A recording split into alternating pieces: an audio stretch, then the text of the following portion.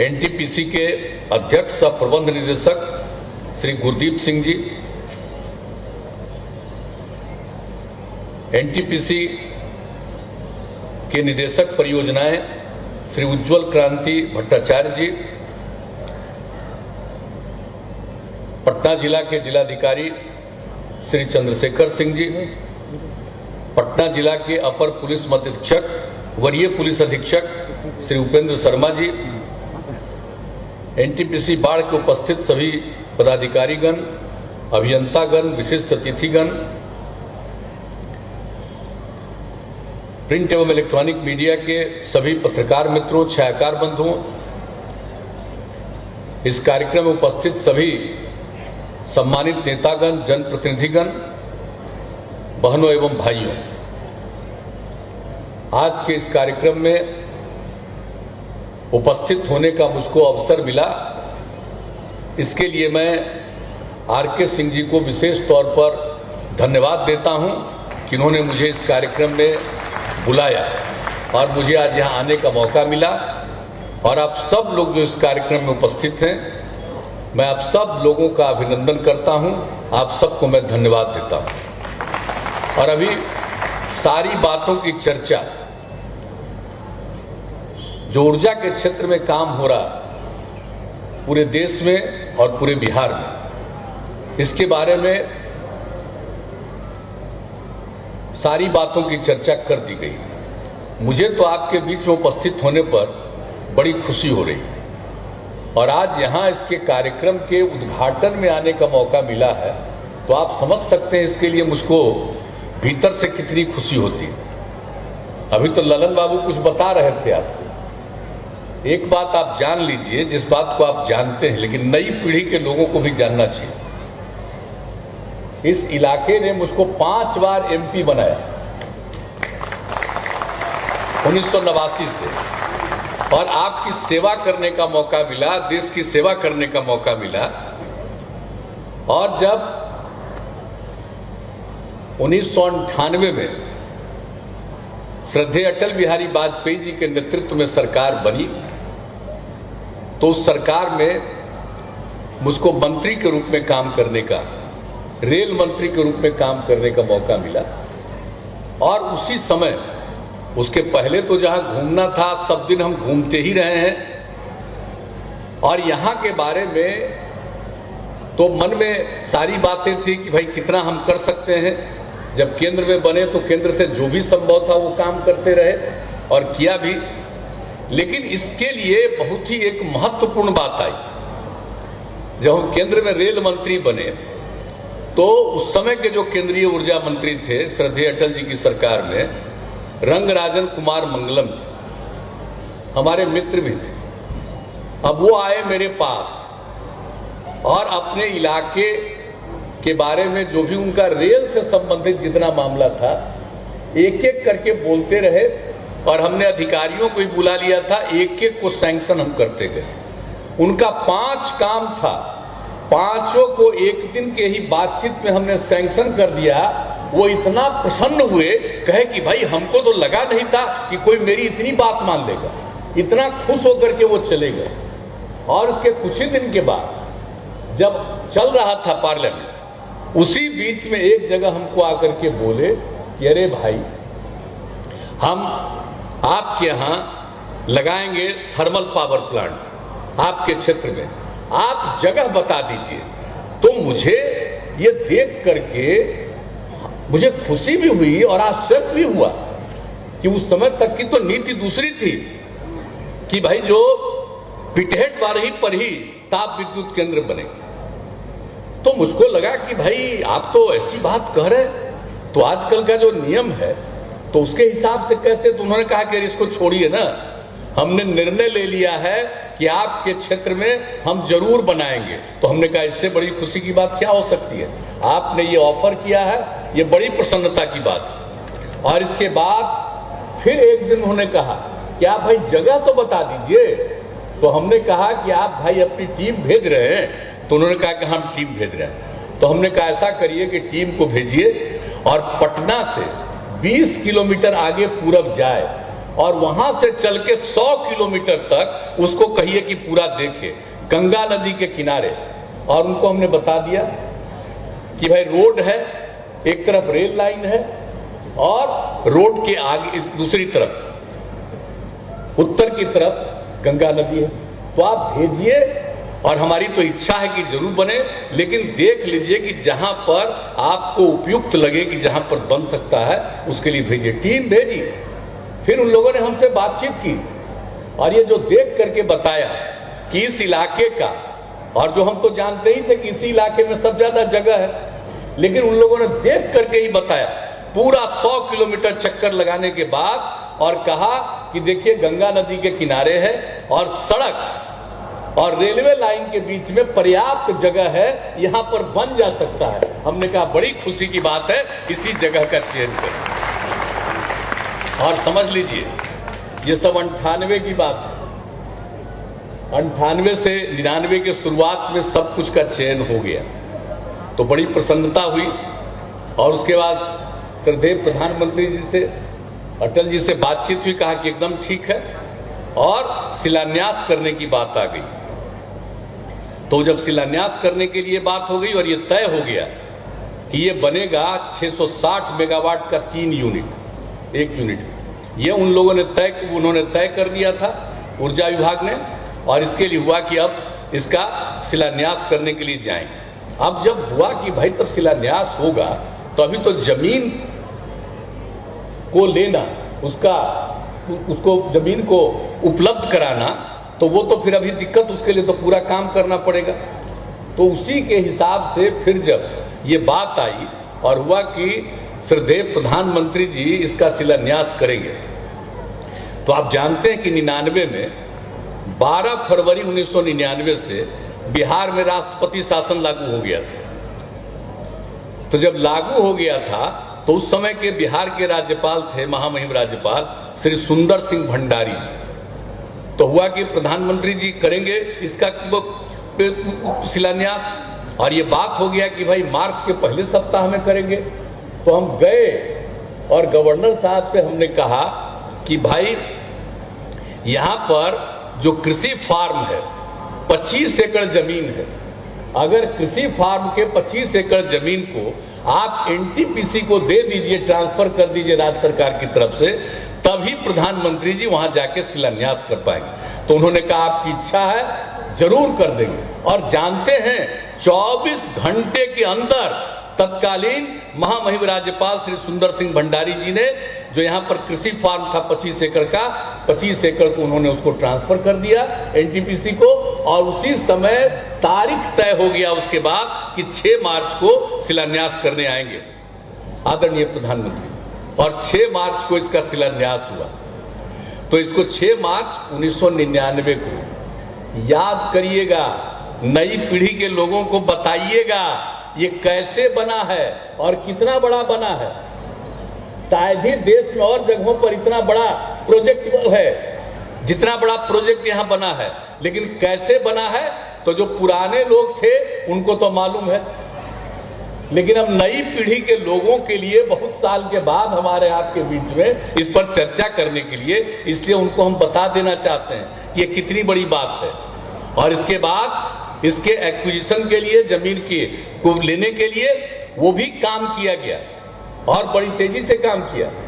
यहाँ के उस समय जो भी थे, पटना के डीएम, पटना के कमिश्नर, सबसे बात करते थे, इन लोगों ने तेजी से किया। सिर्फ एक गांव के लोगों ने थोड़ा सा ऐतराज किया था, तो हमने कहा जिनको ऐतराज है उसको छोड़ दीजिए। अब बाकी सबको बड़ा अच्छा लग रहा था कि यहाँ बिजली घर बनेगा, और सब मिल गया और बहुत जल्दी लैंड एक्विजिशन हुआ। आप ये समझ लीजिए ये सब काम हो गया, और उसके बाद जब ये सब हो गया कि अब इसका होगा, तो इसके बाद एक और बाधा आई। जब यहां पर ये जमीन का हो गया, एक्विजिशन हो गया, तब एक तरह की बाधा आ गई। कुछ लोग तो जानते ही हैं कि जब आप कोई काम करिएगा तो कुछ ना बायां दायां गड़बड़ घचपच तो करेगा ही, तो अपना करके कोई ना कोई करवाने लगा कि भाई इस जमीन पर, और इस पर जानते हैं ये जो सलीम अली पक्षी विज्ञान प्राकृतिक इतिहास केंद्र है, वहां पर जाकर के और वो जांच करने के लिए आया और जांच करने के बाद उन लोगों ने रिपोर्ट भेज दिया वन एवं पर्यावरण मंत्रालय को। उस समय उन लोगों ने रिपोर्ट भेज दिया, कहा कि यहां पर पक्षी अभ्यारण्य है, बर्ड सेंचुरी है। तो ये जब हमको पता चला कि अरे भाई इतना काम कर रहे हैं और इसको बर्ड सेंचुरी बता रहा है, ये कौन सी बात हुई है भाई, ये कौन आकर के जांच किया है। हमने तत्काल उस डिपार्टमेंट के अधिकारियों से कहा, तो अधिकारी लोग कहने लगे कि तो आया था जांच करने में, अब हम लोगों को रिपोर्ट मिल गया, अब उसको क्या करे। वन एवं पर्यावरण मंत्रालय ने कहा कि भाई हम लोगों ने तो दे दिया अब सरकार को, इसको निर्णय लेना है। हमने कहा आप जानते हो वो इलाका क्या है, वो इलाका क्या है, वो टाल का इलाका। और आपको मालूम है कि पूरे टाल के इलाके में, जो पूरा देख लीजिए कितना बड़ा इलाका है, कितनी बड़ी आबादी है टाल के इलाके में कुल, और उस इलाके में भी है। तो टाल के इलाके में तो 10 लाख की आबादी है साहब, और कितना गांव बसा हुआ है, गांव में लोग रहते हैं, और बरसात के दिन में पानी के चलते नहीं होता, बाकी समय खेती करते हैं, और इस तरह की बात होती है। वहां क्या मतलब है इस चीज से, ये बर्ड सेंचुरी से? तो इसका कोई मतलब नहीं। फिर हम गए मंत्री जी से, उसमें टीआर बालू साहब थे। अब टीआर बालू साहब भी आप जानते हैं द्रविड़ मुनेत्र कजगम के थे, वो उस समय अटल जी की सरकार के नेतृत्व में वो पार्टी भी थी, और उन लोगों के साथ मेरा भी संबंध था, उनका भी रेलवे का काम तो हम सब करते ही रहते थे। तब हमने कहा कि भाई ये क्या होगा, ये कहां से इसको कर दिया है बर्ड सेंचुरी की बात। और उनको एक एक चीज हमने डिटेल में बताया कि चल करके देखिए कि हाँ ठीक है, वहां पक्षी भी है, जानवर भी है, सब है, लोग हैं, खेती करते हैं, लोग रहते हैं, इतनी बड़ी संख्या में लोग रहते हैं, तो उसको कैसे कर दिया है। तब उन्होंने कहा कि ठीक है आप कह रहे हैं। इसके बाद जो प्रपोजल आया उसमें मंत्री को अधिकार था, और मंत्री ने सीधे लिख करके जो हमने डिटेल बताया उसका कागज तैयार हुआ, और उस कागज के आधार पर इसको रिजेक्ट करके उन्होंने कहा कि यहां पर उसको ऐसा करना उचित नहीं है, वन एवं पर्यावरण मंत्रालय से अनुमति मिली। तो जरा जान लीजिएगा ये से ही नहीं बना है, क्या क्या कठिनाई आई आप लोगों को हम बता देना चाहते हैं, जरा ये सब जान लीजिए। जब सब कठिनाई दूर हो गई, उसके बाद इस पर जो शुरू हुआ कि भाई अब आगे काम होना है, टेंडर वेंडर सबका सिलसिला शुरू हुआ। तो ये काम का सिलसिला, और उसके लिए हम लोग कितना आते जाते रहे, सब रहे। लेकिन जब केंद्र की सरकार, उस समय सारी तैयारी उन्होंने की, लेकिन एक्चुअली जो टेंडर हुआ जिसके बारे में बताया गया, वो जो टेंडर जिसको मिला था उसने जो विदेश का था, तो उसमें ऐसा गड़बड़ी हो गया कि काम ही नहीं शुरू हुआ। तो बहुत बुरा हाल हुआ, उसके बारे में समाचार पत्रों में प्रचारित हुआ कि ये ठीक काम नहीं हुआ है। अब उस समय तो हम लोग यहां आ गए 2005 में, फिर अब तब से लेकर के तो हम आपकी सेवा कर रहे हैं, बिहार की सेवा कर रहे हैं। तो ये उसी समय 2005 में हो गया था, फिर पता चला कि ये ठीक नहीं हुआ। तब जाकर के जब ये सारी बात हुई, तो उस समय के जो भी थे मंत्री वो आए यहां, और उनसे हम लोगों ने बातचीत किया, और बातचीत करने के बाद ये सब मिला करके इस काम को फिर किया गया। और उस काम को करने के कारण जब यहां पर काम फिर प्रारंभ किया गया, ये आप समझ लीजिए उस समय भी बाधा आई। तो 2006 में जब हम लोगों की सरकार थी, तब वो यहां पर आए थे, और जो केंद्र में मंत्री थे, तो उसमें 2006 में बैठ करके बातचीत की गई, और बातचीत करने के बाद उसमें कांग्रेस की सरकार आ गई। तो जब मंत्री आए उनके साथ पूरी बातचीत हुई, कहा कि इस पर काम जल्दी शुरू होना चाहिए, तो कहे कि देख रहे। फिर हमने कहा कि भाई अब काम जो पहला फेज था, तीन यूनिट था 660 का, तो आप तो कम से कम ये देर हो रहा है, तो आप इसका और एक्सपेंशन कर दीजिए, 2 यूनिट आप और 660 मेगावाट का तय करिए।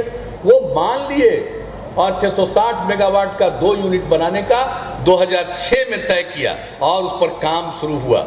वो तो पहले बन के तैयार हो गया, अब तो पूरे तौर पर तैयार था।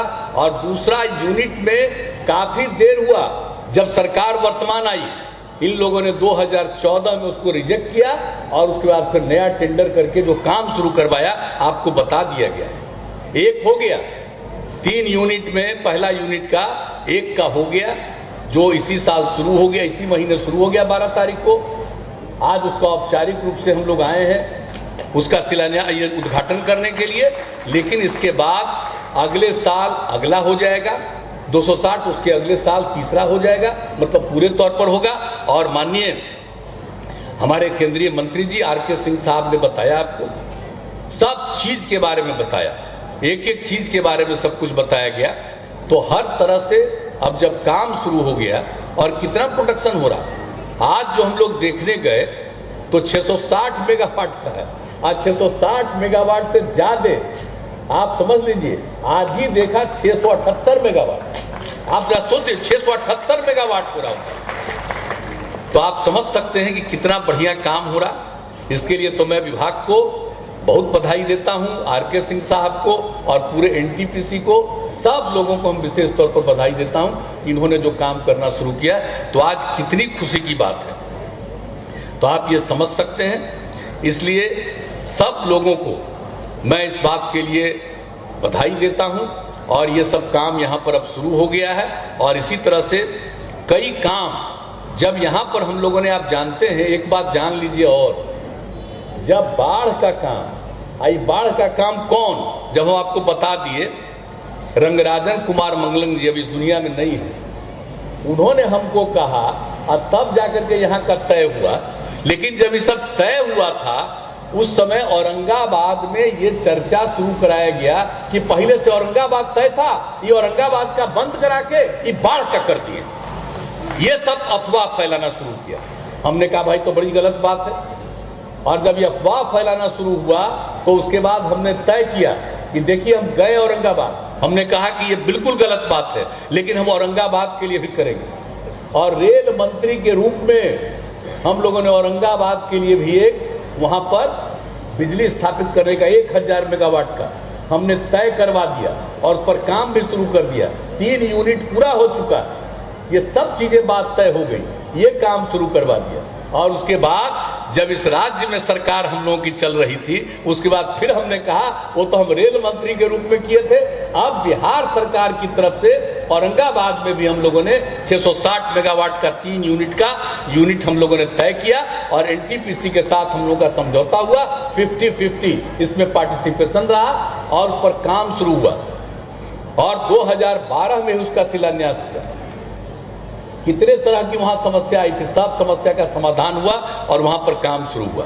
लेकिन बाद में आप जानते ही हैं, जब हमारे आर.के. सिंह जी केंद्रीय मंत्री रहे, एक बात हम लोगों ने कहा कि भाई हम लोग बिहार में तो बहुत काम कर रहे हैं, अभी तो आपको सब कुछ बता दिया इन्होंने। फिर हम लोगों ने कहा कि भाई ये राज्य सरकार करेगी तो इससे अच्छा है कि क्यों नहीं पूरा का पूरा हम एनटीपीसी को दें। तो शुरू में तो एनटीपीसी को लगा कि भाई ये काहे हम लोगों को करिएगा, फिर बड़ा आग्रह किया, इनके साथ बहुत बात हुई, कई लोग एग्री किए। एग्री करके हम लोगों ने राज्य सरकार की तरफ से सारा यूनिट हम लोगों ने ट्रांसफर कर दिया और इन्होंने स्वीकार कर लिया और तेजी से और काम करा दिया। आज सब जगह का काम पूरा हो गया और यहाँ का भी काम पूरा हो रहा। और जो जानते हो औरंगाबाद का, उसका भी काम हो गया कई जगह। तो एक एक जगह का काम हो गया। और आप जानते हैं कि अब तो बिहार में एनटीपीसी की तरफ से काफी दिया जा रहा है, 6000 मेगावाट करीब, 7300 लग गया। तो उसका जो भी है और आप चालू होगा। तो अभी तो आप जानते हैं, एक बात और भूलिएगा मत, कौन कौन लोग बिना मतलब का प्रचार करते रहता उल्टा पुल्टा। आज मौका मिला तो हम आज आपको कह दिए। अब पहले ये क्या था, जब हम लोग को काम करने का मौका मिला तो 2005 में यहां कितनी बिजली की खपत थी? 700 मेगावाट बिजली की खपत थी और उसी को हम लोगों ने बढ़ाना शुरू किया। और आपको मालूम है कि हर घर बिजली पहुंचाने का निर्णय जो हम लोगों ने ले लिया और जिसको बाद में इन्होंने स्वीकार किया कि बहुत अच्छा काम है, अब तो देश भर के लिए कर दे रहे। हम लोगों ने बिहार में काम शुरू किया, इन्होंने उसको भी अडॉप्ट किया और सब कुछ जो किया गया। तो आपको मालूम है ना कि अब बिहार में बिजली की खपत कितनी है? 6600 मेगावाट से भी ज्यादा है। तो इस प्रकार से आप समझ लीजिए तो कई तरह की बात लोग बोलते रहते हैं कि ये कमी है, वो कमी है। अब बीच में जो फ्लड का समय था, उस बीच में बिजली पर कई प्रकार का संकट दुनिया भर से देश को आया था, तो बिजली की आपूर्ति घट गई थी। तो कई तरह के लोग शिकायत करने लगे थे कि अरे भाई बिहार में तो ऐसा हो रहा, वैसा हो रहा, जान ही नहीं रहे कि अरे भाई कभी भी कोई संकट आएगा, कई तरह की समस्याएं आएंगी, तो समस्या से लेकर के तो कुछ कठिनाई आएगी। और आप तो चाइना के बारे में पूछिए, किस तरह का कितना संकट है उनको, लेकिन लोग ऐसे ही प्रचार उच्चार करते रहते हैं। लेकिन जरा इसलिए उनसे पूछना चाहिए, इस तरह का जो प्रचारित करते हैं, जो अंड बंड बोलते रहते हैं, उनसे पूछना चाहिए कि आपके राजपाट में कितना बिजली की आपूर्ति थी, अब आजकल कितने बिजली की आपूर्ति है। हर घर हम लोगों ने पहुंचा दिया, जितने इच्छुक लोग थे सबको पहुंचा दिया, और कितना ज्यादा हम लोग उसमें कंसेशन दे रहे हैं, हर तरह से सुविधा दे रहे हैं, सब प्रकार की बात हम लोग कर रहे हैं। तो ये सब काम हुआ है। तो आप लोगों को यही कहना कि अब जरा सोच लीजिएगा और नई पीढ़ी के लोगों को भी ठीक से बता दीजिएगा कि कैसे बना, किस तरह से आया। विधायक जी को भी तो मालूम है, ये तो साथी थे जो ये करते रहते थे, तो सबको मालूम।